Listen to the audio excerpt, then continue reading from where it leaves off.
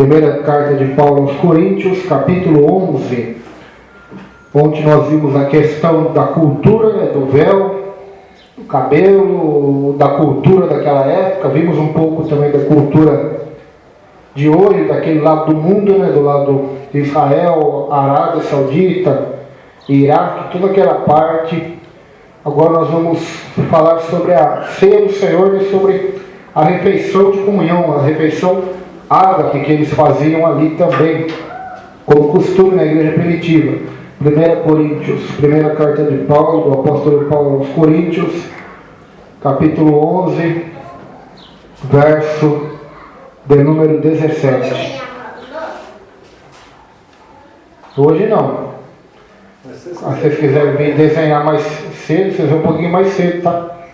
Né, pastor? O pastor está aqui desde as 6 horas. Mas se quiser sentar e ouvir um pouquinho, pode ficar à vontade. 1 Coríntios, capítulo 11, verso de número 17. Verso de número 17.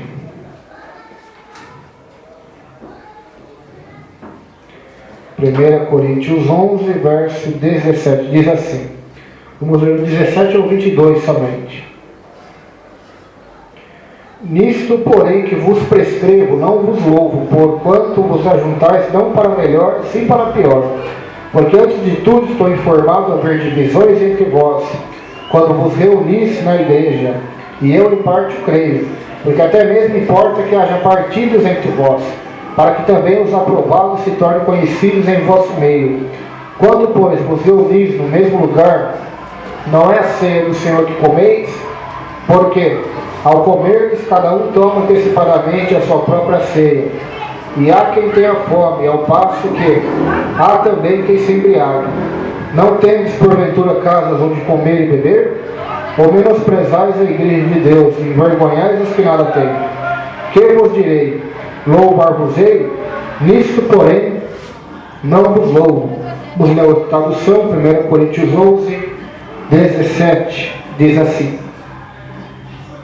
Dissensões e heresias comumente conhecidas em Corinto. Nisto, porém, que eu vou dizer-vos, não vos louvo, porquanto vos ajuntais não para melhor, senão para pior. Porque, antes de tudo, ouço que, quando vos ajuntais na igreja, há entre vós dissensões, em parte eu creio, e até importa que haja entre vós heresias, para que os que são sinceros se manifestem entre vós. De sorte que, quando vos ajuntais no lugar, não é para comer a ceia do Senhor, porque comendo cada um toma antecipadamente a sua própria ceia. Assim um tem fome e o outro embriaga-se. Não tendes porventura casas para comer e para beber? Ou desprezais a igreja de Deus, envergonhais os que nada têm? Que vos direi? Louvar-vos-ei? Nisto não vos louvo. Nisto não vos louvo. Aleluia! Então, essa primeira parte aqui, do estudo hoje, nós vamos estar meditando rapidamente sobre a refeição ágape, a refeição de comunhão, a qual a igreja primitiva tinha costume de se reunir e fazer, né? No primeiro dia da semana. Então nós vamos estar observando isso na palavra de Deus.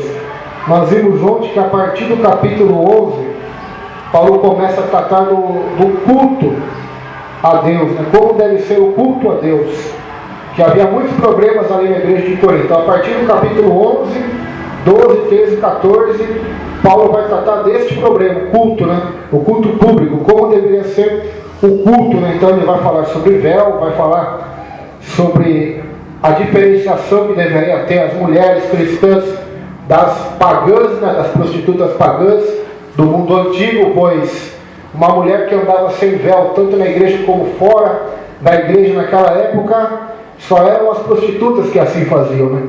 Mas as mulheres tinham que usar o véu para que o povo soubesse que eram mulheres casadas de respeito, ou eram mulheres que estavam debaixo da autoridade, ou do marido, ou do pai, ou de algum parente próximo, né? Então as que andavam sem aquele pano na cabeça, e nós vimos ontem que através do islamismo, né, que ainda tem essa tradição, até hoje lá é dessa forma ainda. Até hoje eles usam burca, né? Lá o véu é chamado burca. Então, Paulo começa a colocar ordem, né, sobre essa parte feminina da igreja. Agora ele vai falar sobre a refeição de comunhão da igreja, né? Depois ele vai falar a partir do verso 23 sobre a ceia do Senhor. Egoísmo nas refeições de comunhão. Desde o início da igreja, os cristãos costumavam comer juntos. Vamos lá em Atos 2. Atos 2 vai estar claro o texto. Atos capítulo 2. A igreja então comia junto, né? Então nós vemos que nenhuma igreja mais tem essa prática, né? Infelizmente, né? Se todos nós tivéssemos essa prática, seria uma bênção. Atos 2, verso 42. Atos 2, 42 diz assim: e perseveravam na doutrina dos apóstolos, e na comunhão, e no partir do pão, e nas orações. Agora o verso 46, do mesmo capítulo 2. Diariamente perseveravam unânimes no templo, partiam pão de casa em casa, e tomavam suas refeições com alegria e singeleza de coração. Então aqui não está falando somente da ceia do Senhor. Aqui está falando de uma comunhão que havia, né? Porque eles não se reuniam somente no templo, né? Porque não havia um templo cristão. O templo que eles iam orar ali era o templo judaico, né? Então os cultos eram feitos, as reuniões, né? As orações eram feitas na casa dos irmãos, né? Então um dia se reunia na casa do Roberto, do dia na casa do Josué, do dia na casa do outro irmão, da outra irmã. Até mesmo nós vimos Priscila e Áquila, né, que tinham o culto na sua casa, na igreja estava em sua casa. Paulo vai dizer em Coríntios também, dessa seguinte forma. Então assim eles faziam, eles se reuniam, eles comiam junto. A Bíblia diz no verso 45, vendiam suas propriedades e bens, distribuindo produto entre todos à medida que alguém tinha necessidade, ou seja, tudo eles tinham em comum. O verso 44 também diz, olha, todos os que creram estavam juntos, tinham tudo em comum. Então tinham tudo em comum. Se um estava doente, precisando de um remédio, os outros se reuniam e compravam o remédio. Se a outra família estivesse precisando de comida, eles se reuniam e davam comida. Se o outro precisava de roupa, eles se reuniam e davam roupa. Desde que não havia nem o mais, nem o menos. Estavam ali, como podemos dizer, em igualdade, né? Em igualdade. Eu estou falando que isso é um socialismo evangélico, né? Mas era a vontade de Deus, porque a igreja primitiva, ela representa a igreja não perfeita, porque é perfeita só Deus, né? Mas que mais beira a perfeição foi o começo da igreja primitiva, né? Então, nós vemos em Atos capítulo 2, eles são cheios do Espírito, prega, quase 3.000 almas se convertem, e o resultado do poder do Espírito é esse aqui, ó. Então, é a obra do Espírito Santo. Cadê o reteté, né? Cadê o pula-pula, ou gritar, ou falar em várias línguas? Isso não demonstra o poder do Espírito Santo, isso não demonstra a espiritualidade cristã, nem o amor de Deus e de Cristo. Mas o que demonstra o poder, o efeito do poder do Espírito Santo, é esse do verso 42 até o 47. Ou seja, os apóstolos foram cheios do Espírito, eles falavam em línguas, eles estavam cheios, é verdade. Mas qual foi a evidência que eles estavam cheios? O fruto foi esse.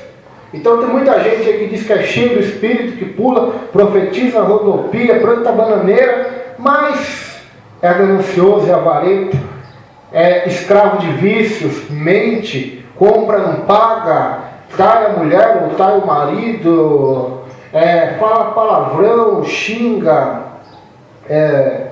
não gosta de ler a Bíblia, né, que é o principal também, né, porque uma das funções principais do Espírito é nos dar sede e fome de Deus, ou seja, da Bíblia, da oração, do jejum, de estar na igreja. Então, como que um cidadão, uma cidadã dessa pode afirmar que é cheio do poder de Deus? Então nós observamos aqui o resultado do poder de Deus, né? Do poder do Espírito Santo, né?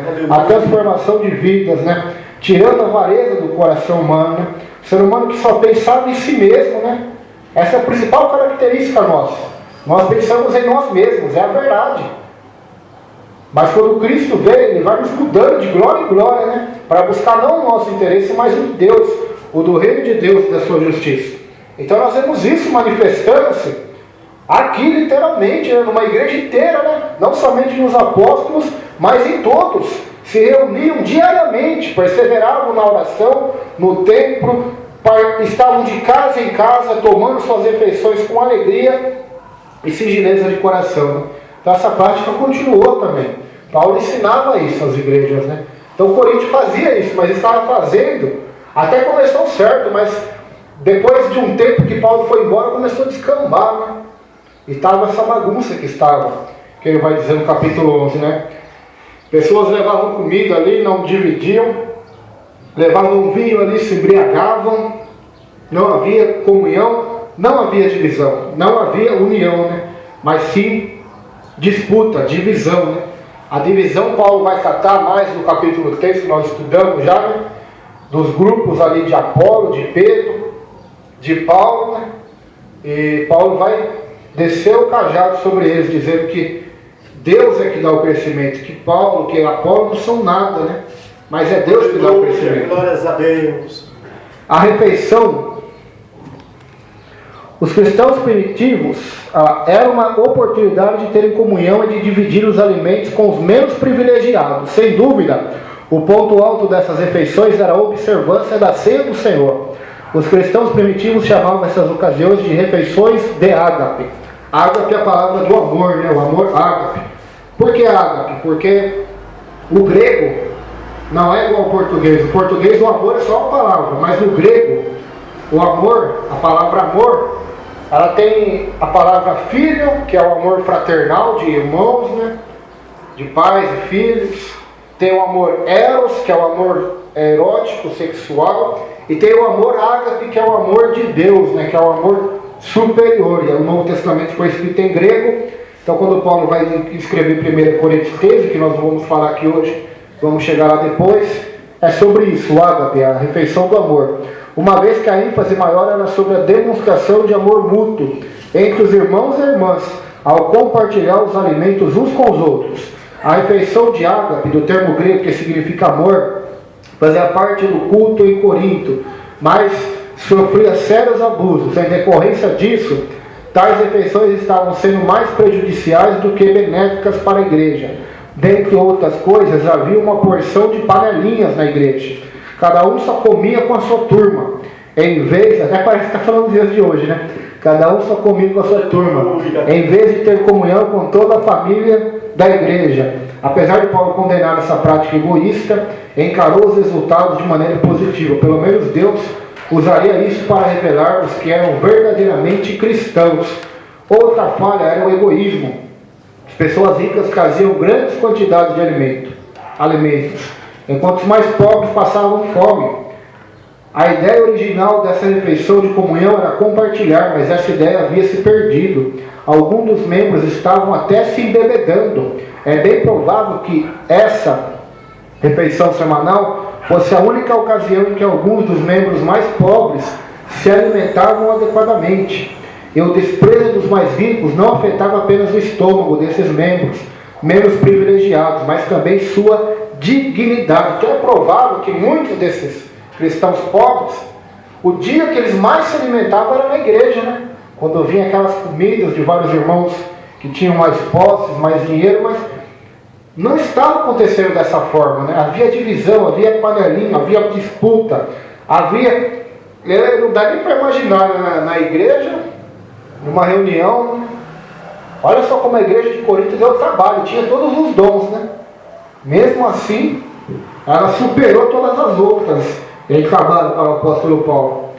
Então, imagina só, eu não consigo pôr na minha cabeça, né? Tem um crente pobre aqui na igreja, eu, por exemplo, sou mais rico, né?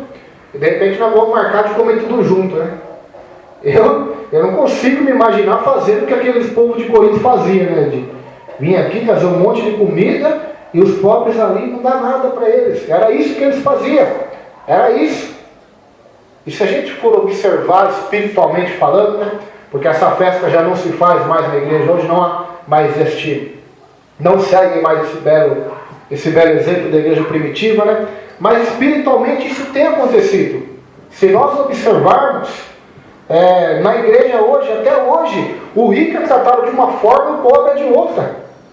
Então a moral da história é que, embora não haja essa comida literal, né, mas até na comida espiritual o negócio é diferente. Nós observamos pregadores ou irmãos que dão oferta, dão dízimo alto, ou são advogados, ou são médicos, têm uma formação acadêmica, são vistos diferentes pelos líderes daqueles que são pobres, que trabalham na roça, ou que talvez estão desempregados, ou são pobres, né? São tratados de uma forma diferente, né? Como se fosse a repetição do que a igreja de Corinto está fazendo. Mas Paulo diz, é necessário que isso aconteça. Para quê? Para que se manifestem os sinceros. Para que se manifestem, é isso que a palavra diz aqui, ó.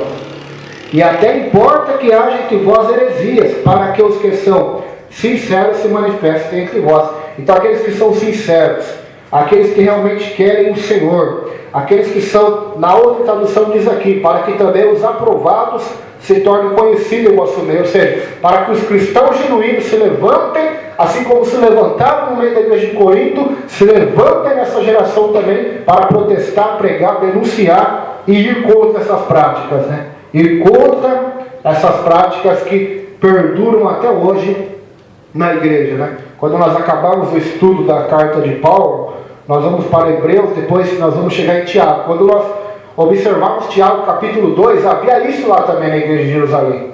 Os ricos eram tratados de uma forma, os pobres eram tratados de outra. Mas nós não vamos entrar nesse texto hoje, para não sair de Coríntios muito.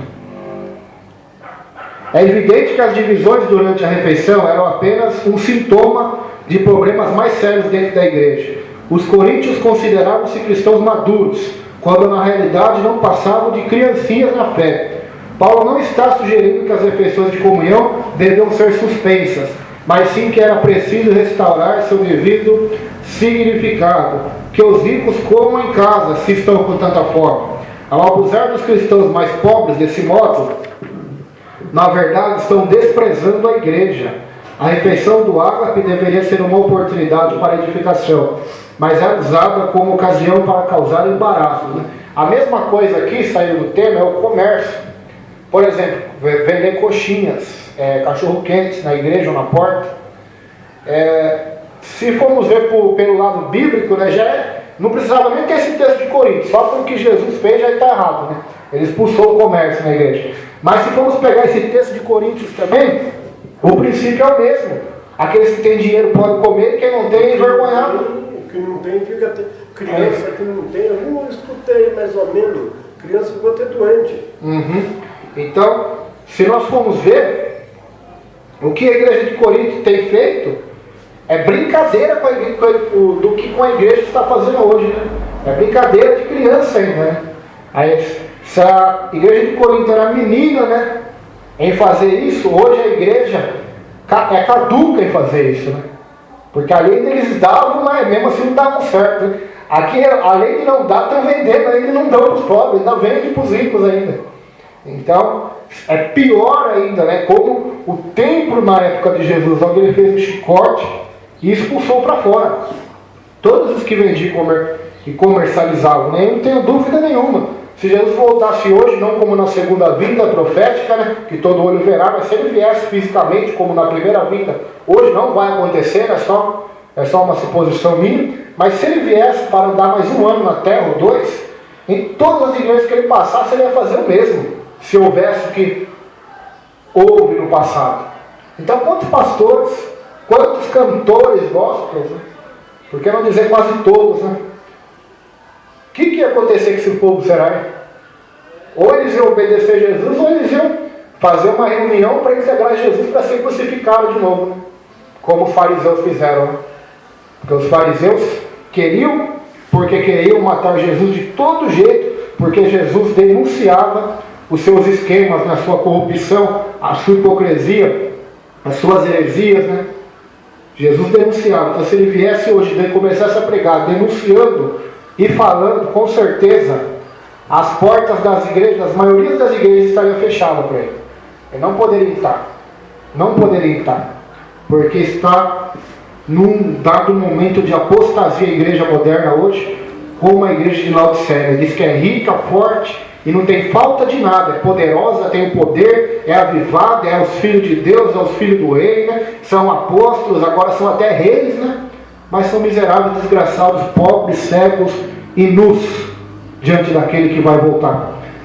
Lembro-me de um episódio ocorrido em um piquenique de escola bíblica, de nossa escola bíblica, o autor do livro aqui, dominical. Quando eu ainda era adolescente, a pessoa encarregada dos jogos preparou uma corrida em que várias pessoas deveriam jogar ovos umas para as outras, à medida que aumentava a distância entre si. É claro que mais uma equipe se afastava da outra, mais forças os participantes precisavam usar para jogar os ovos. O resultado era cômico. No entanto, alguns de nós que assistiam à competição observamos duas criancinhas da escola dominical olhando fixamente para os ovos. Vinham de uma família pobre e provavelmente não tinham dinheiro para comprar ovos com frequência. Agora o tio foi até a senhora que organizou os jogos e perguntou: se sobrar algum ovo depois da brincadeira, será que meu irmão e eu podemos levar para casa? É uma decisão sábia. A senhora, mais que depressa, encerrou a brincadeira, deu um prêmio à equipe vencedora e entregou todos os ovos para as duas criancinhas. Sabia que era errado alguns membros da igreja se divertirem à custa de outros. Dificilmente se pode dizer que uma bebedeira é o modo mais adequado de preparar-se para a ceia do Senhor. Desprezar os outros, por certo, também não é uma forma de se lembrar do Salvador, que morreu para salvar todos os pecadores, sejam eles ricos ou pobres. Como é importante prepararmos o coração para participar da ceia do Senhor. Então todos aqueles que estavam participando da ceia dessa forma, porque logo após essa refeição, né, de comunhão, era a ceia do Senhor. Então imagina só, né, participando bêbado da ceia do Senhor. Isso acontece até hoje, igrejas que bebem bebida alcoólica, né, que dizem que não é pecado tomar bebida, porque não há base bíblica, realmente não existe, mas o embriagar-se, o contexto que nós vivemos hoje, todos os cristãos devem se abster dessa maldição. Pelo menos na minha opinião, né? Cada um, tem vários aí que tem igrejas tradicionais que bebem vinho, a congregação também bebe, várias denominações aí, mas é na minha humilde opinião, assim como de tantos nomes de Deus aí que nós temos observado, é que o crente se abstenha dessas coisas, né? Porque a Bíblia diz que somos nação de reis e sacerdotes. E o sacerdote era proibido de se embriagar. O rei também, lá em Provérbios capítulo 30, se não me falha a memória, ou 31, não vou abrir senão vai sair do texto aqui, a palavra de Deus diz que a mãe deu um conselho para o rei Lemuel, dizendo assim: rei, não dê sua força às mulheres e não dê sua força, né? Não se entregue à bebida forte, ao vinho. Não se entregue. Provérbio, nós já estudamos aqui também, Salomão vai falar do vinho, né? Não olhar para o vinho quando escolhe o copo, porque para quem são os ais, para quem são as dores, para quem são os sofrimentos? Para aqueles que seguem na bebedice, que bebem o vinho, né? Isaías vai falar também, profetas vão falar, Cristo Jesus também vai dizer sobre a glutonaria, né? A bebedice, a orgia. E na cultura que nós vivemos hoje, é impossível o cara ficar no primeiro gole, né? Vou tomar só um golinho que não tem problema. Quando a pessoa vai ver, ela já está enredada, ela já está viciada e já não tem como voltar atrás mais. Né? Vai falar com um ex-alcoólico que não tem, ele se converte na igreja, né? Aí tem uns espertalhão na internet lá que gostam de dizer que beber não é pecado. Aí o ex-alcoólatra escuta aquilo, vai querer beber e de repente volta de novo ao vício. Deus vai cobrar dessas almas. Deus vai cobrar desses pregadores, desses meninos, né? Que em vez de estudar a palavra de Deus, querem ficar mundanizando a igreja, né? Mundanizando. Por que não manda os crentes se embriagar com o Espírito Santo? Isso ninguém manda, né? Aleluia. Não vos embriagueis com vinho que a contenda, mas enchei-vos do Espírito Santo de Deus, enchei-vos do poder de Deus. Porque toda vez que eu olho o vinho na Bíblia, a história do vinho, do álcool, né? Eu não vejo coisa boa. Eu vejo Davi se embriagando Natan para enganá-lo. Eu vejo Noé se embriagando e amaldiçoando o filho depois. E eu vejo as filhas de Ló embriagando seu pai para ter relações com ele. Então, todas as vezes que vemos a bebida na Bíblia, sempre é um sinal que vai vir maldição depois. Porque o ser humano é pecador, é caído, sua natureza é má. Então, se ele já é mau, imagina sem suas faculdades mentais ainda, né?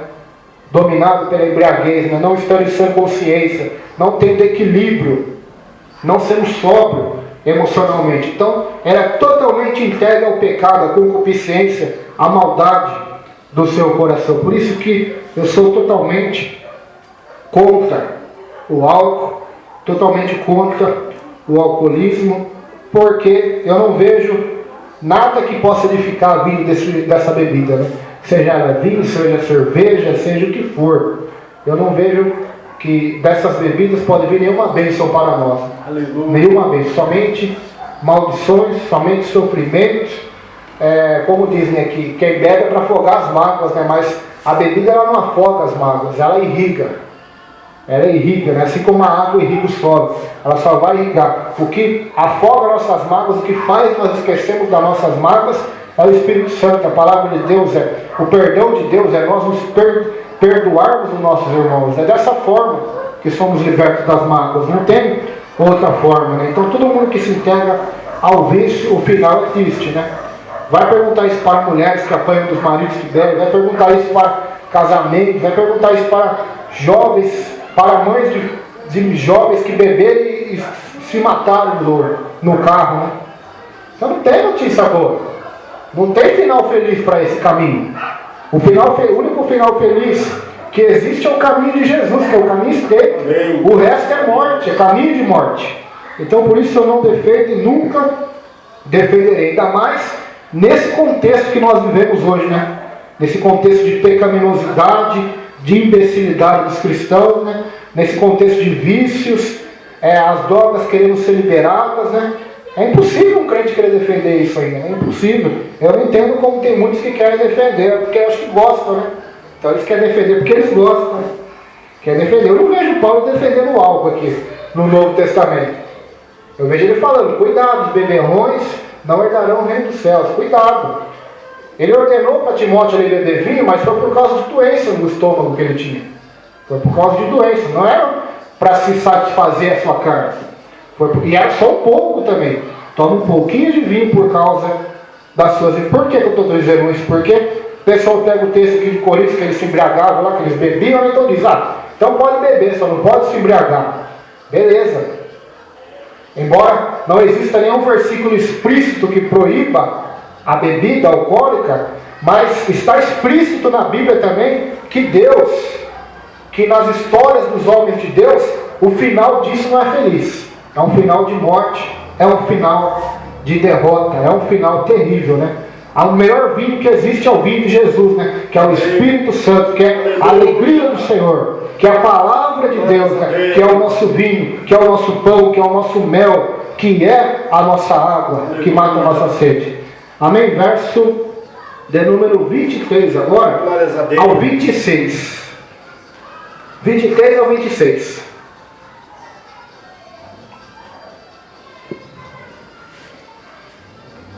23 ao 26 diz assim: porque eu recebi do Senhor que também vos entreguei, que o Senhor Jesus, na noite que foi cair, tomou o pão, tendo dado graças, o partiu e disse: isto é o meu corpo, que é dado por vós, fazei isto em memória de mim. Por semelhante modo, depois de haver ceado, tomou também o cálice, dizendo: este cálice é a nova aliança no meu sangue. Fazer isso todas as vezes que beberdes em memória de mim, porque todas as vezes que comerdes este pão e beberdes este cálice, anunciais a morte do Senhor até que venha. Na outra tradução, porque eu recebi do Senhor que também vos ensinei, que o Senhor Jesus, na noite que foi caído, tomou o pão, tendo dado graças, o partiu e disse: tomai e comei, isto é meu corpo que é partido por vós.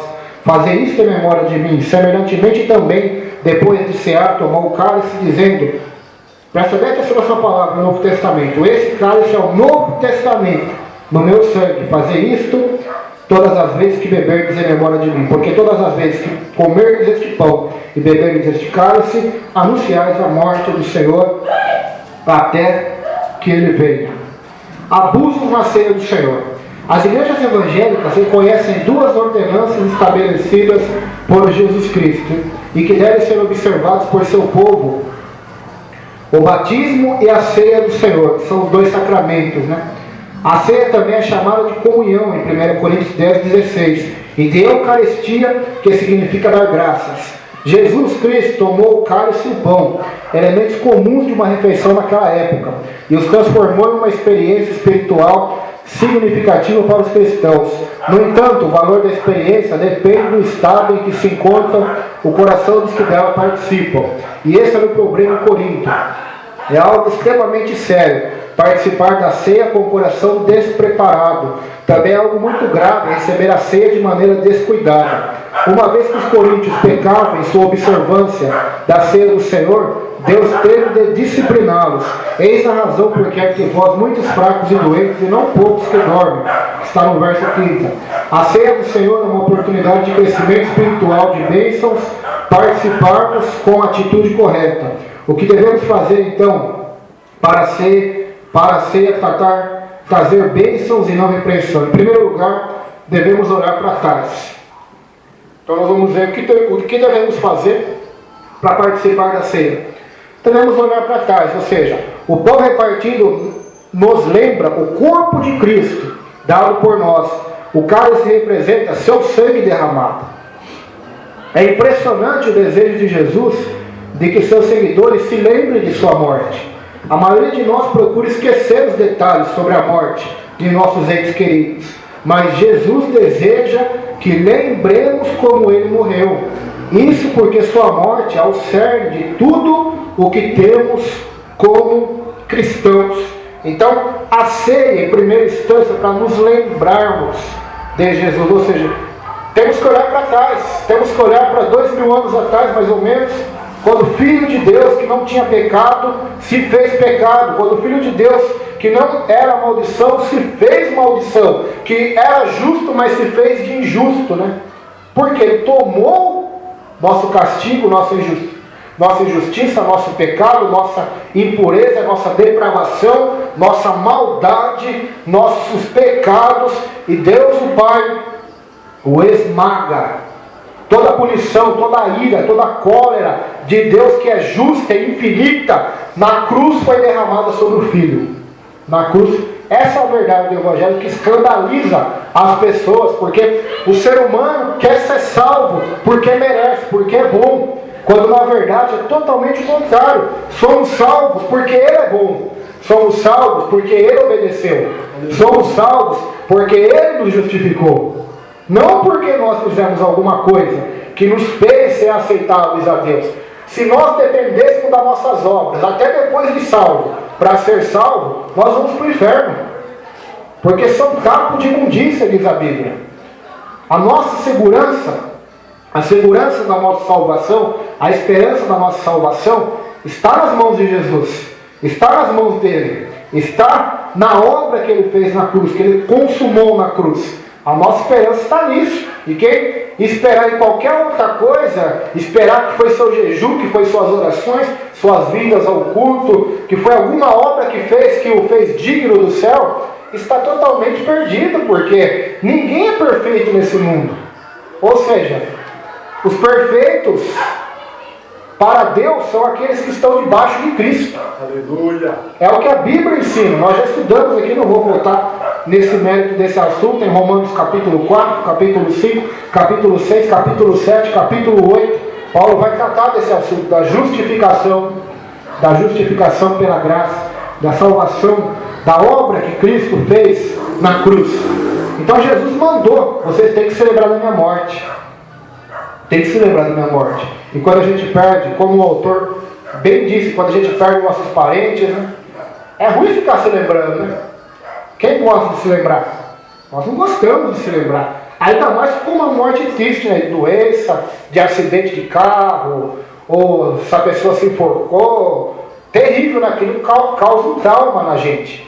Mas a morte de Jesus, que foi a morte mais terrível que houve nesse planeta, a morte mais injusta que teve nesse planeta, Ele manda nós se lembrarmos, manda nós darmos valor por aquilo que Ele fez na cruz por nós, manda nós olharmos para a cruz, né?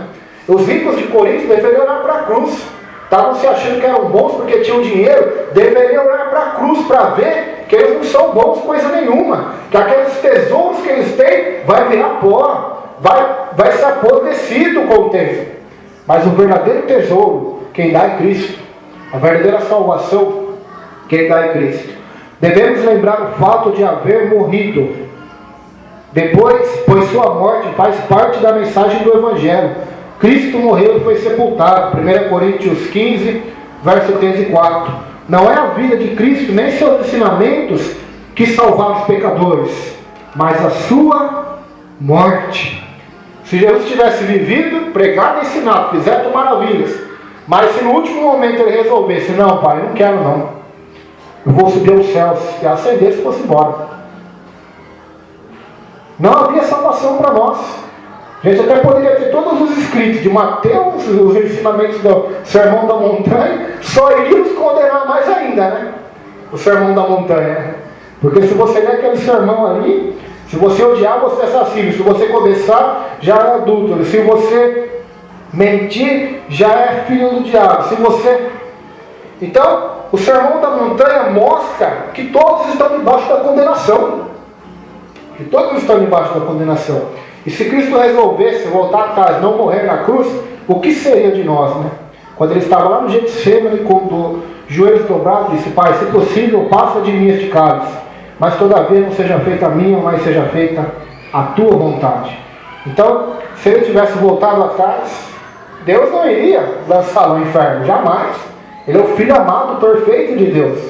Deus iria arrebatá-lo novamente de volta aos céus, né? Ou ele mesmo, pelo seu poder de Deus Filho, subiria voando até os céus, na velocidade da luz, ou pediria aos seus anjos, como Ezequiel capítulo 1, né, que vê aquela carruagem de querubins, onde estava o trono de Deus em cima, ele pediria e viria. Ele mesmo disse para os discípulos, quando eles queriam defender Jesus, né, Pedro era catou até a espada e cortou ele de Balcoras, guarda a sua espada, porque se eu quisesse, eu pediria ao meu pai, se não me falha a memória, 12 legiões de anjos ele enviaria. Cada legião é de 5 a 6 mil anjos. Então imagina só, e encher de anjos ali em Jerusalém, e acabar com tudo, na verdade, né? Então nós vemos o exemplo maravilhoso, né, de nosso Salvador, de nosso Senhor, né? De nosso Senhor. Não é a vida de Cristo nem seus ensinamentos que salvam os pecadores, mas sua morte. Portanto, devemos nos lembrar do motivo dele ter morrido. Cristo morreu por nossos pecados, foi nosso substituto. A morte de Cristo não foi exemplar. A nova era, o islamismo, a maioria das religiões assistem o filme de Jesus e acham bonita aquela morte na cruz. Acham que foi triste, né? Que foi injusto, que foi terrível que os homens daquela época fizeram com ele. Mas não foi os homens daquela época que fizeram aquilo com Jesus. Foi eu, foi você, foi nós. Nós fizemos aquilo com Jesus, é o que a Bíblia ensina. Escandalize-se quem quiser, mas foi nossos pecados que fizeram o Filho de Deus ser moído naquela cruz, ter sangrado até morrer. O pecado, quer saber o que é o pecado? Olha para a cruz. Olha como o Pai tratou o Filho na cruz, para você ver que o pecado não é brincadeira, que não é coisa que Deus faz vista grossa, né? Deus trata o pecado daquela forma que Ele tratou Jesus na cruz. Então quem não tiver Cristo, o que vai acontecer no grande dia, né?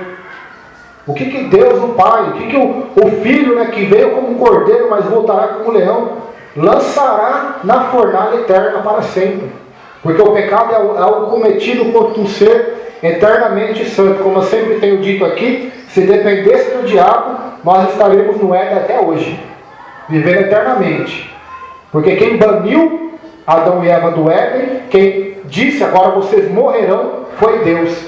Pelo diabo, nós estaremos lá até hoje, eternamente vivendo no pecado, né? Porque esse era o desejo dele, né? E assim tem vivido desde os tempos antes da criação de tudo, né? No pecado, na rebelião.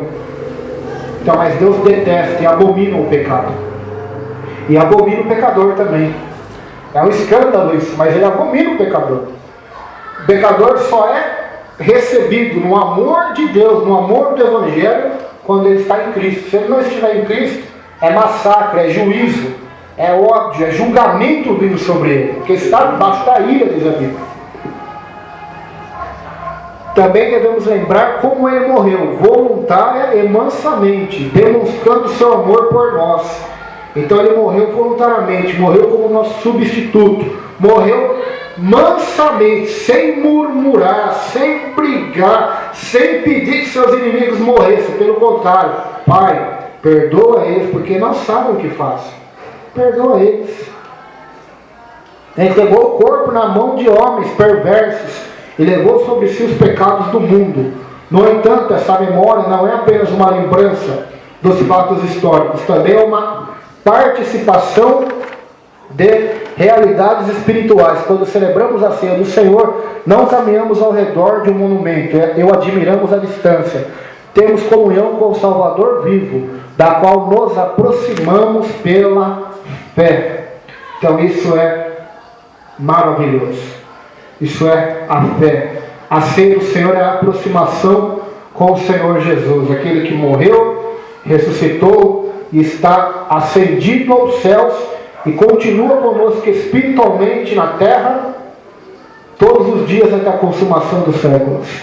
Então é em memória dele, é para a glória dele, assim como também são todas as coisas, né? A salvação, a criação, tudo foi feito por ele, para ele e para a glória dele, não para a nossa, não para o nosso louvor, né? Então o Evangelho realmente é uma mensagem chocante, porque ele não é centralizado no homem, mas ele é centralizado em Cristo, ele é centralizado na glória de Deus. Então todo evangelho, todo evangelista, todo pregador, pastor, igreja, que centraliza a mensagem no homem, que centraliza nas necessidades humanas, terrenas do homem, ele está pregando falso evangelho, porque o verdadeiro evangelho é a glória de Deus, é a glória de Cristo. É tudo sobre ele, não sobre nós, né? É tudo sobre ele. A salvação é para a glória dele. Os anciãos dobram os joelhos e põem a coroa no chão e dizem: digno é o Cordeiro. Em Apocalipse 4, Apocalipse 5. E se você ler todo o Apocalipse, quem está sendo glorificado ali é o Cordeiro. É o Cordeiro de Deus. Ele que está sendo glorificado e exaltado. Então, toda a Bíblia fala dele, toda a Bíblia testifica dele. Examine as Escrituras, ele diz aos fariseus, pois elas falam de mim. Então a gente tem que examinar a Escritura, ler a Escritura, não para procurar meios de ser prósperos na terra, ou para procurar meios de ser mais sábio, ou ser poliglota, ou para procurar belas histórias. Não. A verdadeira interpretação da Escritura, o verdadeiro motivo de lermos a Escritura é para conhecer Deus e para conhecer Cristo, que é revelado nelas pelo poder do Espírito Santo, né? De Gênesis a Apocalipse. Gênesis capítulo 1, versículo 1, eu já vejo Jesus lá. Amém. Mesmo que o nome não esteja, ele está lá no princípio com Deus. A Bíblia diz: no princípio era o Verbo estava com Deus e o Verbo era Deus. Então nós observamos que, nós observamos que Jesus está desde o princípio, né? Desde o princípio, junto com o Pai, na criação. Então isso é maravilhoso. Paulo recebeu a ceia do Senhor. Jesus, na noite que foi traído, tomou o pão. Então imagina só, na noite que você for traído, você tomar o pão para abençoar. Foi isso que Jesus fez, né? O Evangelho Sabor de Mel aqui está longe da prática de Jesus, né? Eu dou risada, mas é engraçado, né? O Evangelho Sabor de Mel está muito longe, né? Porque se aqui fosse Sabor de Mel, Jesus ia pedir o CD da Damares e começar a cantar aqui Sabor de Mel, né? Em vez de abençoar o povo, ele vai dizer: não, Judas agora vai ser amaldiçoado porque está me traindo. Esses fariseus aí também, que vão vir me prender, eu vou estar no palco, né? Não, ele ia para a cruz, não ia para o palco, não. Ele ia para a morte e não para o palco. Ele ia receber sabor de fel e não de mel. Então, é o Evangelho, irmãos. Infelizmente, é a verdade. A maioria está cega, né? Está cega por esse sistema religioso que, em 90% dos casos, estão desviados da verdade. Infelizmente. Então, na noite que foi traído, ele tomou o pão para abençoar o povo, né? Dizer: é meu corpo agora, este pão que eu vou dar a vocês. Representa o meu corpo, façam isso em memória de mim. Depois de cear, tomou o cálice e disse: olha, este cálice é a nova aliança no meu sangue. Na outra tradução, o novo Testamento. Então, antes de continuar no verso 26, para nós darmos o encerramento, vamos... eu fiz questão de não puxar muitos assuntos hoje nesse estudo, para puxar mais esse assunto do Novo Testamento, porque ele é muito pouco compreendido na igreja hoje, né? Muito pouco compreendido. Então vamos abrir a Bíblia em Hebreus capítulo 9. Se você puder até anotar, deixar gravado na sua Bíblia, riscadinho, sublinhado, ou anotado em alguma folha, seria importante, porque nós não estamos mais no Antigo Testamento, no Velho. Não estamos mais. Nós estamos no Novo Testamento. Nós não estamos mais na época da lei, né? Estamos na época da graça. Estamos numa época diferente, uma dispensação diferente, né? Os adventistas piram se eles vão ver essa pregação na internet, né? Não só eles, mas muitos outros, né? Eles vão pirar, né? Porque eles ainda querem ser justificados por Deus pela lei, né? Pela guarda e pela observância da lei. Mas nosso irmão Tiago diz: se você obedeceu os 9 mandamentos, mas desobedeceu um, você não obedeceu nenhum. É descumpridor de tudo. Então não existe salvação por obediência à lei. A salvação é por obediência ao Evangelho. Aleluia. Que realmente é crer em Jesus, que é se entregar a Jesus, é receber, aceitar, seguir a Cristo Jesus, aonde o Espírito nos transforma numa nova criatura, pela sua graça, pelo seu poder sobrenatural. Isso é o Evangelho, a mensagem da nova aliança. Hebreus 9,15. Hebreus 9,15 diz assim: por isso mesmo, ele é mediador de uma nova aliança, a fim de que, intervindo a morte para remissão das transgressões que havia sobre a primeira aliança, recebam a promessa da eterna herança aos quais eles têm sido chamados. Na outra tradução, Hebreus 9,15, deixa anotadinho na sua Bíblia, Hebreus 9,15. Deixa eu pegar outra tradução, porque eu gosto de ler duas traduções, porque tem palavras, mas o sentido é o mesmo.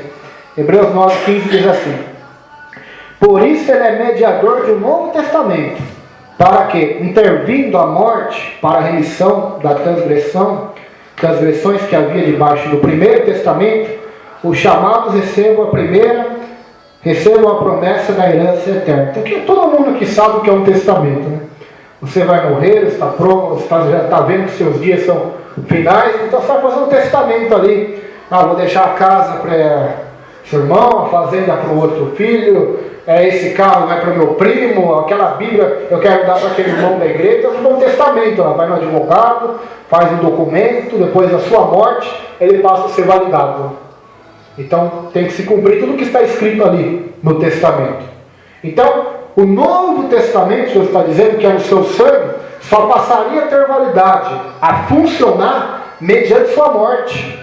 Então, quando ele morre na cruz, ele diz: está consumado. Ou seja, eu cumpri toda a lei de Moisés, eu cumpri tudo. Por isso ele disse lá em Mateus: não pense que eu vim abrogar a lei, eu vim cumprir. Não vai cair um tio J sem que eu cumpra tudo. Então, tudo ele cumpriu, todos os mandamentos, todas as ordenanças, né?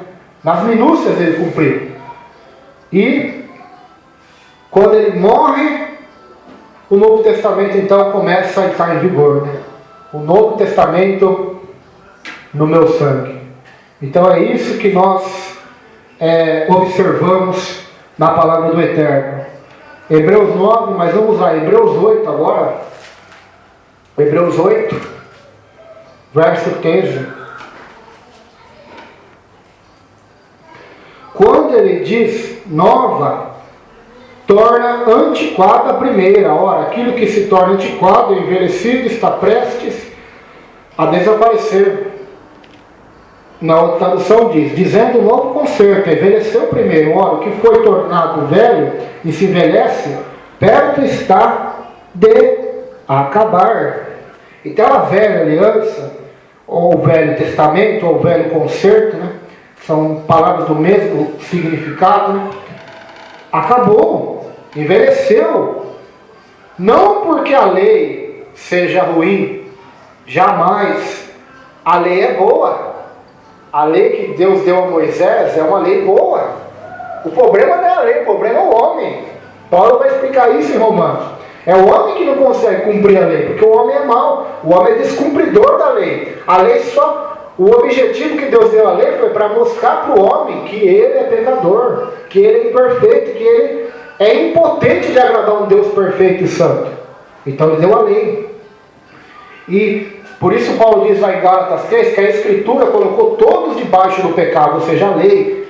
Para quê? Para demonstrar graça através de Cristo. De sorte que a lei serviu diário para Cristo. Lá em Gálatas 3, Paulo explica claramente esta passagem, né? Todos que são da obra da lei estão debaixo da maldição.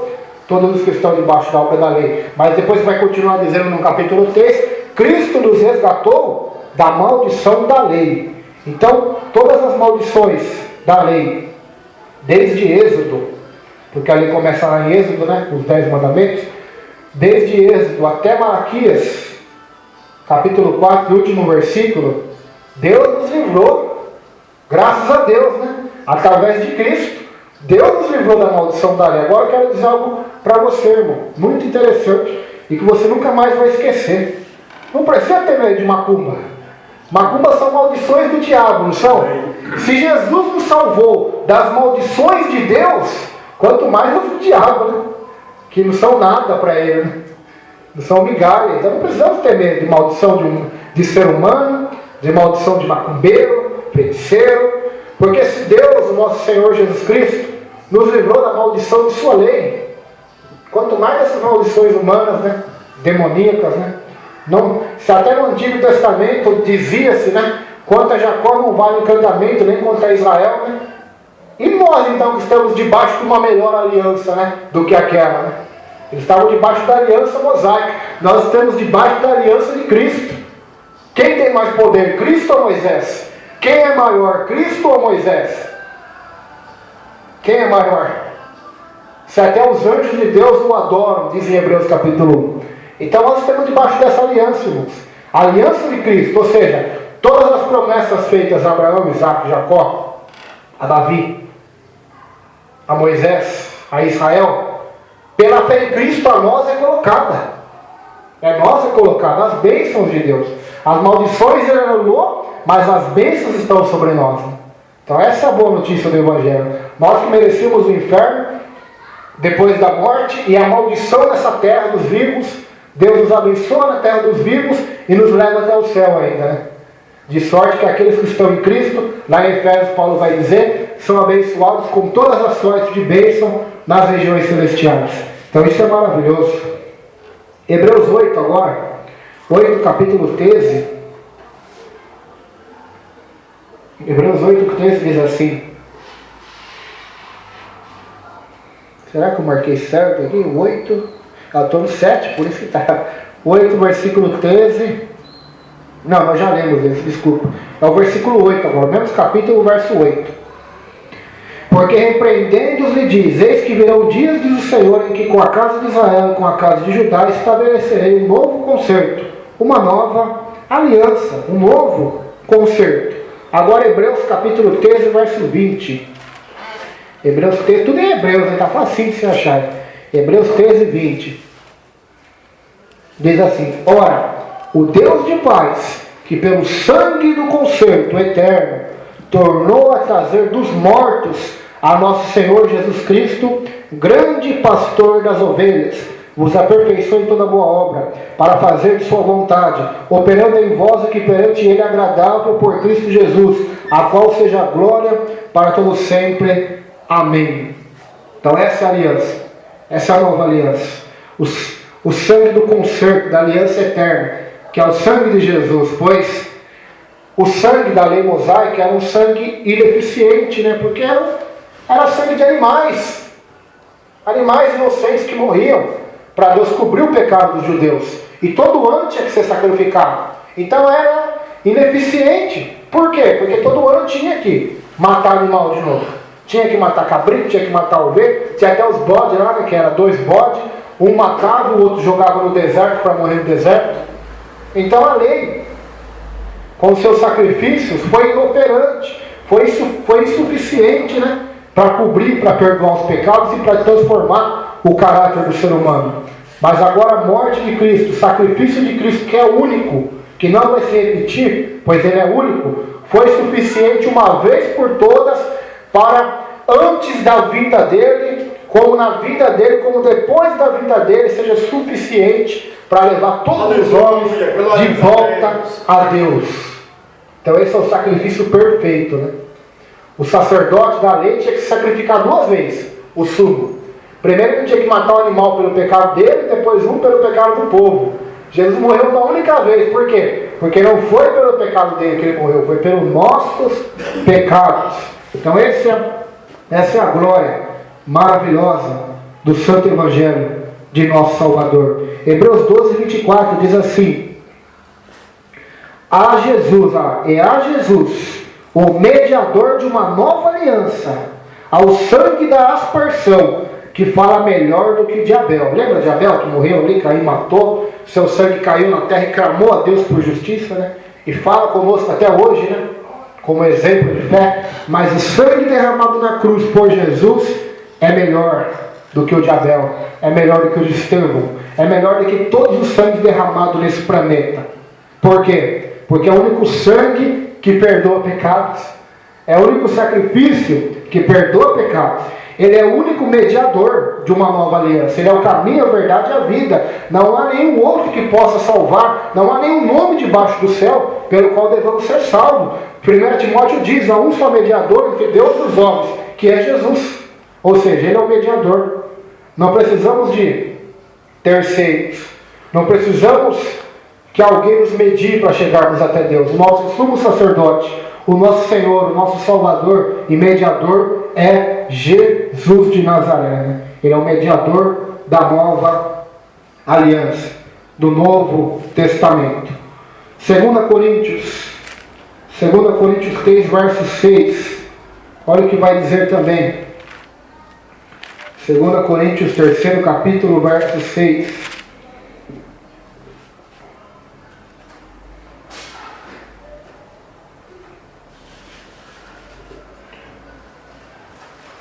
Diz assim: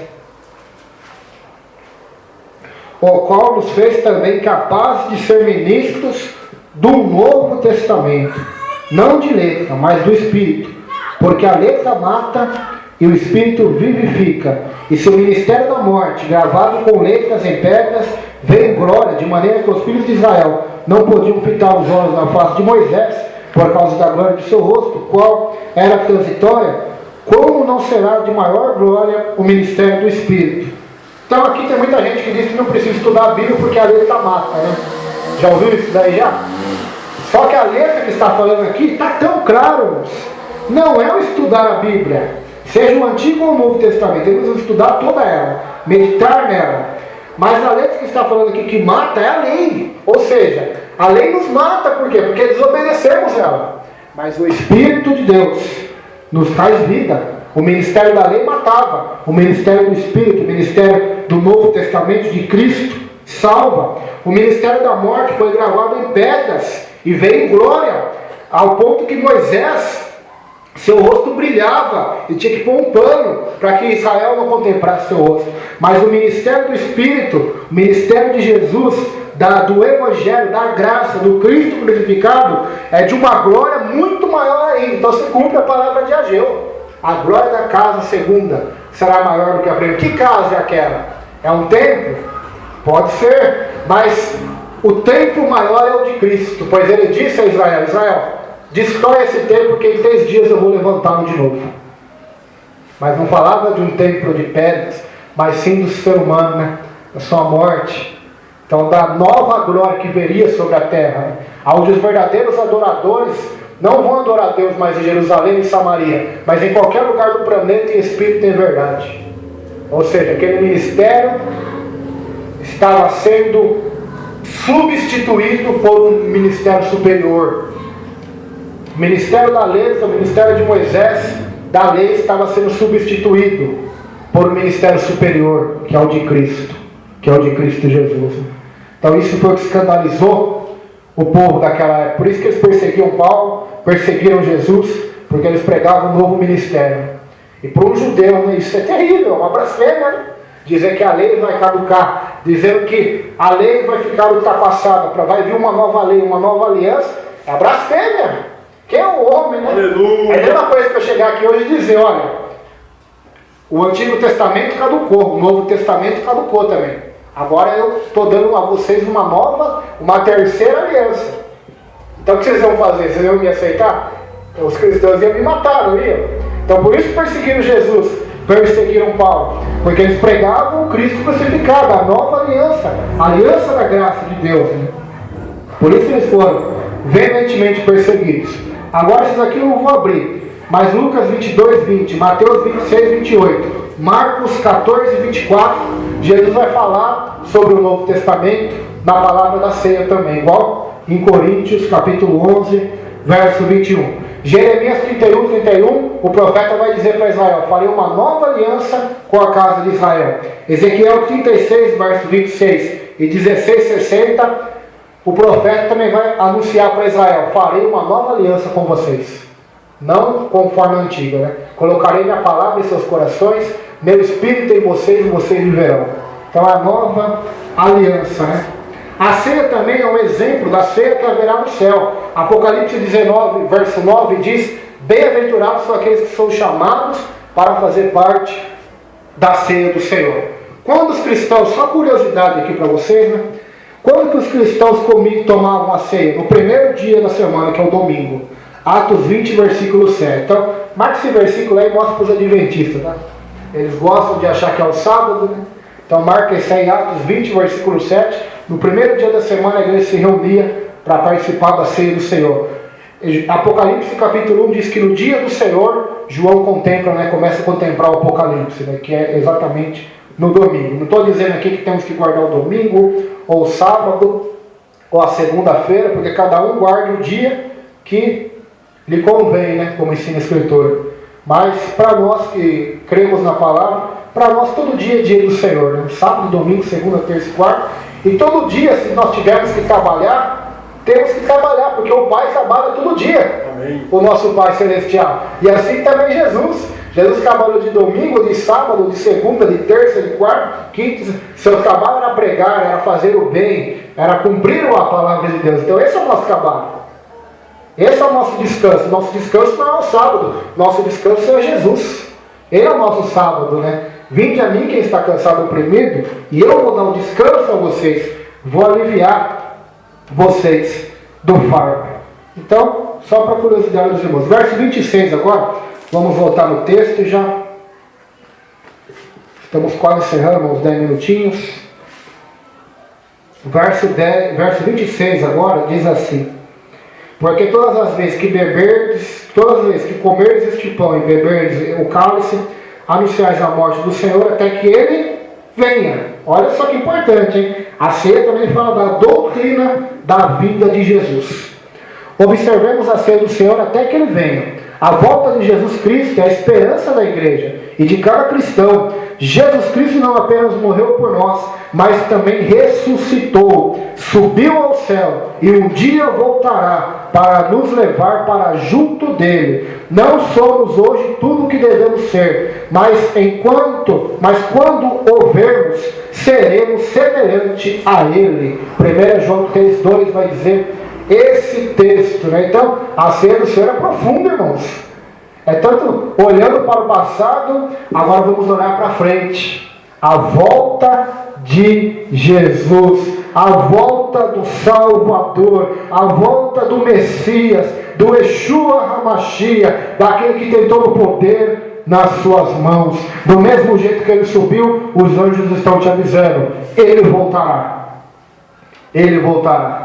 Então toda essa injustiça que há no mundo, na parte política, religiosa, toda essa pecaminosidade, o Filho de Deus vai julgar, com vara de ferro ele vai reger as nações, ele vai julgar, mas sobre aqueles que são dele, nenhum juízo virá sobre eles, a não ser a salvação e os galardões, que são as recompensas, né?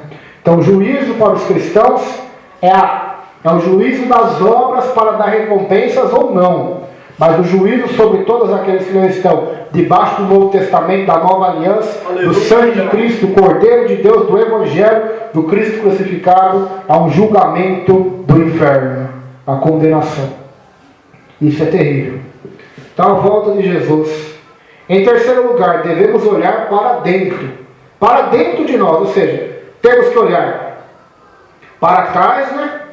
Ou seja, para a morte dele, em lembrança dele, temos que olhar para a frente, a volta dele, a ceia do Senhor também temos que olhar, não para o nosso próximo,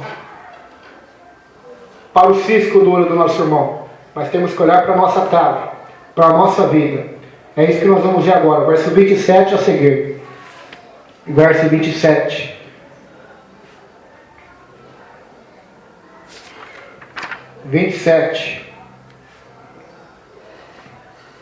Diz assim: portanto, qualquer que comer este pão ou beber o cálice do Senhor indignamente será culpado do corpo e do sangue do Senhor. Examine-se, pois, o homem a si mesmo, assim coma deste pão e beba deste cálice, porque o que come e bebe indignamente come e bebe para a sua própria condenação, não discernindo o corpo do Senhor. Por causa disso há entre vós muitos fracos e doentes, e muitos que dormem. Porque se nós nos julgássemos a nós mesmos, não seríamos julgados. Mas quando somos julgados, somos repreendidos pelo Senhor, para não sermos condenados com o mundo. Por fim, devemos olhar para dentro. Paulo não diz que devemos ser dignos de participar da ceia, mas apenas que devemos fazê-lo de maneira digna. Em um culto da ceia, na Escócia, o pastor reparou que uma mulher da congregação não aceitou o cálice e o pão oferecidos pelo presbítero, mas apenas ficou sentada em seu lugar chorando. O pastor dirigiu-se até ela e disse: pode tomar, minha cara, a ceia é para os pecadores. De fato, é para os pecadores salvos pela graça de Deus. Não devem tratar a ceia de Deus de maneira pecaminosa. A fim de participarmos dignamente, é preciso examinar o coração, discernir os pecados, confessá-los ao Senhor. Tomar a ceia com pecados não confessados no coração é se tornar réu do corpo e do sangue de Cristo, pois foi o pecado que pregou a cruz. Se não discernirmos nossas transgressões, Deus nos julgará e disciplinará até que confessemos e deixemos esses pecados. Os coríntios não examinavam a si mesmos, mas eram especialistas em examinar a vida de todo mundo. Quando a igreja se reúne, devemos ter cuidado de não nos tornarmos detetives religiosos que se dedicam a vigiar os outros, incapazes de reconhecer os próprios pecados. Se comemos e bebemos indignamente, comemos e bebemos julgamento, disciplina para nós mesmos, algo que não deve ser considerado levianamente. Então a ceia do Senhor é para os pecadores, salvos pela graça de Deus. Porque se eu esperar, estiver perfeito para começar a pregar para vocês aqui, eu posso largar esse microfone e ir embora e nunca mais voltar para a igreja. Se eu esperar estar perfeito para ir orar, muitos me diziam isso, né? Eu tenho que me preparar para ir no monte, então eu estava me preparando até hoje, eu acho. Né? E não ia nunca também. Se eu esperar estar totalmente perfeito para tomar a ceia, eu nunca ousaria nem sequer olhar para ela. Nós não somos perfeitos. O que Deus quer de nós é simples: se arrependam, confessem seus pecados, se humilhem para o Senhor, porque Ele perdoa os seus pecados. Você acha que aquela morte terrível na cruz de Cristo é impotente para te perdoar? Você acha que Ele não te ama? Se Ele não te amasse, Ele não teria morrido daquela forma lá. Você acha que é um pecado, que é uma coisinha que vai fazer Ele te rejeitar, vai fazer Ele te lançar ao inferno? Se você o recebeu, se você veio até Ele, aquele que via a mim de maneira nenhuma lançaria fora. Ele é o bom pastor, irmãos. Ele não é um mercenário. Ele é o bom pastor. Ele deu sua vida pelas ovelhas. Se Ele tiver 100 ovelhas e uma se desviar, Ele vai atrás da uma, não vai? Deixa as 99 numa prisca e vai atrás daquela que se desviou. Ele é o bom pastor. Ele é aquele que nos perdoou, que morreu por nós na cruz. Então eu vejo muito crente fazendo dessa forma, né? Eu não prego porque eu sou imperfeito. Eu não canto porque eu sou imperfeito. Eu não tomo a ceia, eu não vou para o monte. Irmãos, se você achar alguém que é perfeito, me fale para mim pedir para ele o segredo. Não existe. Não existe a perfeição em nós. Porque se tivesse a perfeição em nós, não precisaríamos nem de Jesus, né? Deus iria nos salvar pela nossa justiça, né? E pela nossa obediência e perfeição. Mas não existe. A ceia do Senhor é para os pecadores, arrependidos, né? Porque Ele não veio chamar os sãos, Ele veio chamar os pecadores. Assim como o médico veio para os doentes, Jesus veio para nós, para nos salvar. Até porque quem não se considera pecador não vai ser salvo. Essa é a verdade. Porque se acha bom. E quando a pessoa se acha bom, ela confia na sua bondade para ser salva, e não em Deus. Por isso que Lutero dizia: meu nome é pecador, sobrenome é pecador. Jonathan Edwards, um dos homens de Deus usados por Deus, ele vai dizer assim: quanto mais eu chego até Deus, mais eu leio a Bíblia, mais eu tenho caminhado com Deus. Comecei desde jovem, agora já estou com os cabelos brancos, mais eu vejo que a impiedade está dentro do meu coração. Ou seja, quanto mais eu me aproximo de Deus, mais busco ao Senhor, mais eu vou ver pecado em mim. Essa é a verdade. Então, se você está vendo um pouco de pecado na sua vida, é porque você não está buscando mais a Deus. Busque mais a Deus, vá mais às Escrituras, vá mais ao Evangelho, e você vai ver que seus pecados são maiores e mais numerosos do que os fios de cabelo da sua cabeça. Essa é a verdade. Escandalize-se quem quiser. O próprio salmista reconhecia isso, né? Dizia que os pecados dele eram maiores do que os fios de cabelo da sua cabeça. Mas o segredo está no arrependimento, no coração quebrantado e contrito, naquele que se humilha diante de Deus, aquele que faz como aquele publicano que bate no peito e clama pela misericórdia de Deus, pelo perdão de Deus, né? Que se humilha para Deus, porque tem muita gente que quer que Deus se humilhe para ele, né? Deus tem que se humilhar para mim, Deus tem que me abençoar, então eu vou me converter, né? É igual irmãozinho, né, pastor? Se Deus me curar, eu vou me batizar. O pastor até sabe quem é já. Então as pessoas estão assim hoje, né? Acho que Deus é empregado e servo, mas não é dessa forma. A disciplina é a maneira carinhosa de Deus tratar com seus filhos e filhas, de encorajá-los a amadurecer. Não é como a sentença do juiz condenando o criminoso, mas como a repreensão de um pai amoroso, que castiga os filhos desobedientes e possivelmente obstinados. A disciplina é uma prova do amor de Deus por nós, e se cooperarmos pode aperfeiçoar a vida de Deus em nós. Então todo pai, toda mãe repreende o filho, não para lançá-lo na rua, né? Ou para matá-lo, ou lançá-lo no inferno, na terra, né? Assim é um pai espiritual, assim é o nosso Pai Celestial. Ele nos disciplina, Ele nos julga, Ele nos corrige, para não irmos exatamente ao inferno, mas para irmos ao céu. Por isso Ele nos disciplina, por isso que Ele julga-nos. Por isso que lá em Coríntios havia muitos fracos e doentes e que dormiam, porque Deus estava disciplinando eles, para eles ir para o céu. É melhor ser para o céu com uma mão, do que com as duas ir para o inferno. Não é? É melhor ser para o céu pobre, do que Deus resolveu ouvir sua oração, te dar riqueza, e ser ir para o inferno. Não é? Se você tem um filho, se você sabe que se você der algo ao seu filho, ele vai para a ruína, você não vai dar, vai? Vai, não vai. Deus sabe o futuro. Deus sabe o que vai nos levar para a ruína e o que não vai. Então Ele vai nos disciplinar, nos corrigir, nos castigar, nos provar, nos passar pelo fogo para sermos aprovados por Ele. Os dois últimos versículos agora, do capítulo 11, 33 e 34, diz assim: portanto, meus irmãos, quando vos ajuntais para comer, esperai uns pelos outros. Mas se alguém tiver fome, come em casa, para não vos ajunteis para a condenação. Quanto às demais coisas, ordená-las-ei quando for ter convosco. Então nós aprendemos aqui 4 coisas na ceia. Primeiramente, olhar para trás, olhar para o sacrifício, para a morte de Jesus. Segunda coisa, olhar para frente, para a volta de Jesus. Terceira coisa, olhar para nós. Quarta coisa, olhar ao nosso redor, olhar para nossos irmãos. Não se deve fazer isso com o objetivo de criticar outros cristãos, mas sim de discernir o corpo do Senhor. É possível que essa frase tenha um sentido duplo. Devemos reconhecer seu corpo no pão e também na igreja ao nosso redor, pois a igreja é o corpo de Cristo. Porque nós, embora muitos, somos unicamente um pão e um só corpo. 1 Coríntios 10, 17. A ceia deve ser uma demonstração de união na igreja. Mas a igreja de Corinto não era muito unida, né? Nós já vimos isso no capítulo 13. Na verdade, sua celebração da ceia do Senhor era apenas uma demonstração de sua desunião, né? Esperar uns pelos outros para quê, né? Primeiramente o grupinho de Apolo toma, depois é o grupinho de Paulo, depois é o grupinho de Pedro, né?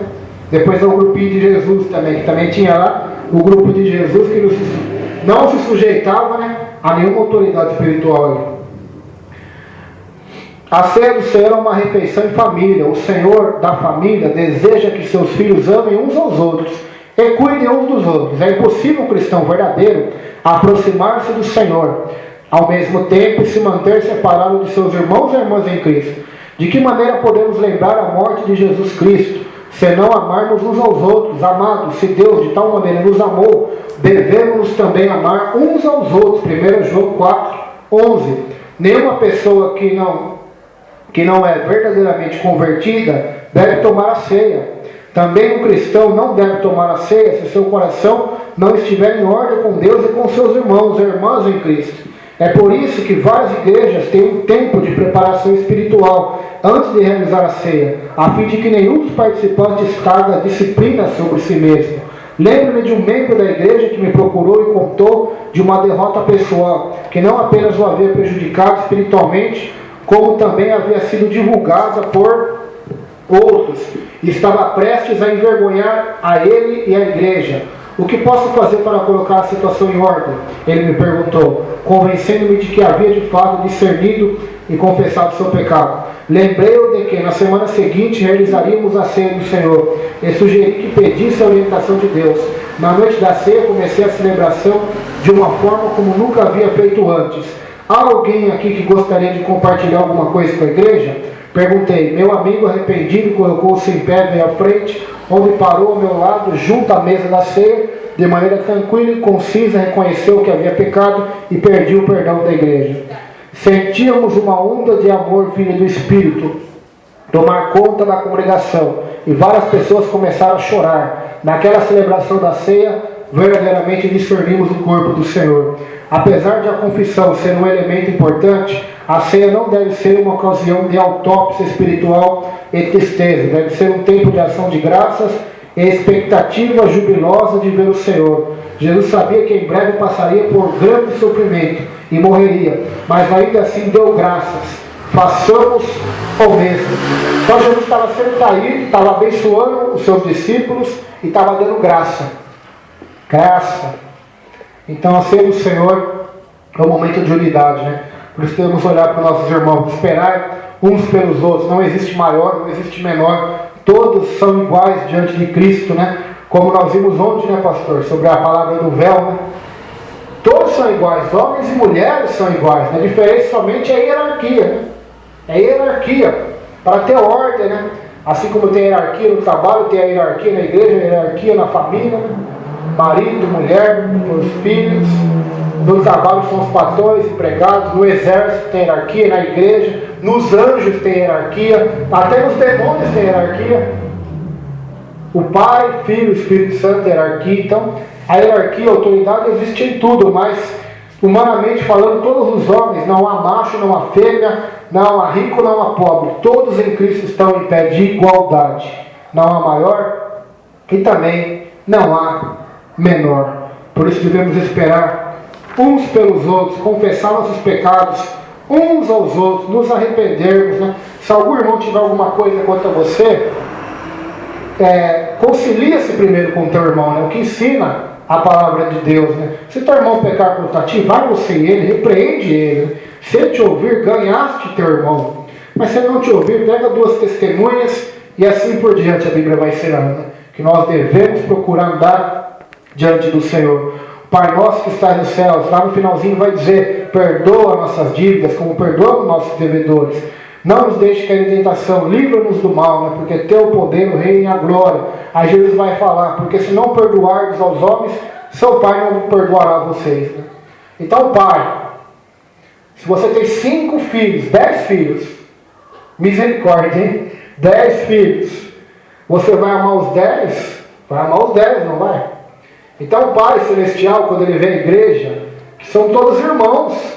Então o Pai Celestial não fica alegre, não fica feliz quando ele vê a desunião, a briga, né, a contenda, a desigualdade. Né? Ele quer que o seu povo, o desejo de Deus, a vontade de Deus é que haja união, haja amor, haja dessa maneira. Né? E é isso, exatamente o oposto que a igreja de Corinto estava fazendo. Na semana que vem nós vamos entrar no capítulo 12, né? Uma igreja que tinha todos os dons, né? Mas com todos esses problemas. Né? Por isso que dons não enganam a Deus. Dons são presentes do Espírito à igreja. Né? Dons, a Bíblia diz que a vocação e os dons em Romanos são sem arrependimento. Ou seja, Deus não te deu dons espirituais porque você se arrependeu ou porque você é merecedor, não, mas é sem arrependimento. Deus quis soberanamente, o Espírito distribui dons conforme a sua vontade, diz a Bíblia. Nós vamos estudar aqui no capítulo 12. Então eles tinham todos os dons, aleluia, mas eles falhavam no principal, né, que é o amor. Coríntios 13 é exatamente isso, né? É uma repreensão de que não adianta ter dons, mas não ter amor. Não adianta. Então na ceia nós vimos isso. Eles não estavam tendo amor, né? Então eles precisavam ter amor. Amém? Vamos colocar em pé.